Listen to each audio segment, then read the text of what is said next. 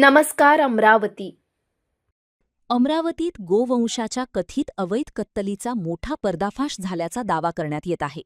या कथित घटनेचा व्हिडिओ सोशल मीडियावर व्हायरल झाल्यानंतर वातावरण तापले असून आरोपींवर कठोर कारवाईची मागणी जोर धरू लागली आहे.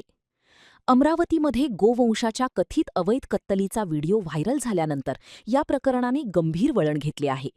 या कथित प्रकरणाच्या निषेधार्थ सकल हिंदू समाजाच्या वतीने पोलीस आयुक्तांना निवेदन सादर करण्यात आले.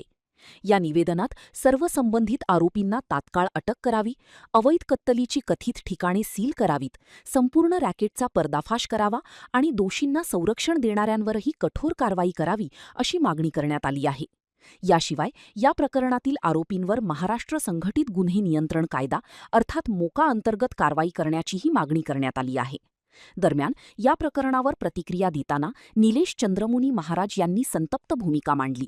गोहत्या करणाऱ्यांना तात्काळ रोखा, अन्यथा गोहत्या करणाऱ्यांना आम्ही कापू, असे वक्तव्य त्यांनी केली. त्यांच्या या वक्तव्याची सध्या सर्वत्र चर्चा सुरू असून त्यावर विविध स्तरांतून प्रतिक्रिया उमटत आहेत. या संपूर्ण प्रकरणात पोलीस प्रशासन पुढे कोणती कारवाई करते, आरोपींविरोधात नेमके कोणते गुन्हे दाखल होतात आणि व्हायरल व्हिडिओची सत्यता तपासात काय समोर येते, याकडे आता सर्वांचे लक्ष लागले आहे. बघा, कालच महाराष्ट्र आयोग गोरक्षा आयोगाची काल मीटिंग झाली आणि मीटिंग झाल्यानंतर सकाळीच आमच्या मोबाईलवर मेसेज आला की अमरावतीमध्ये खुलेआम गाया कापत आहेत आणि कुठून ते गायामध्ये कपत आहे. महाराष्ट्रामध्ये गोहत्या कानूनबंदी आहेत, पण इतके राजकारण लोक, याचे नेता लोक, याचे लोक काय करत आहेत, जे दुसरं अमरावतीमध्ये जे काही सनातन धर्माचे घडतात हेच चेहरे दिसतात.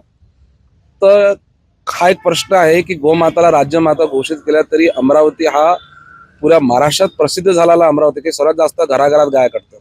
आम्ही पहिले बी सांगत होतो की अमरावतीमध्ये रोज गाया काढतात, पण आज आम्हाला प्रमाण बी मिळालं की स्वतः ते गाया कापत आहेत आणि ते गल्लीमध्ये कापत आहे, की जे चुकीचं आहे.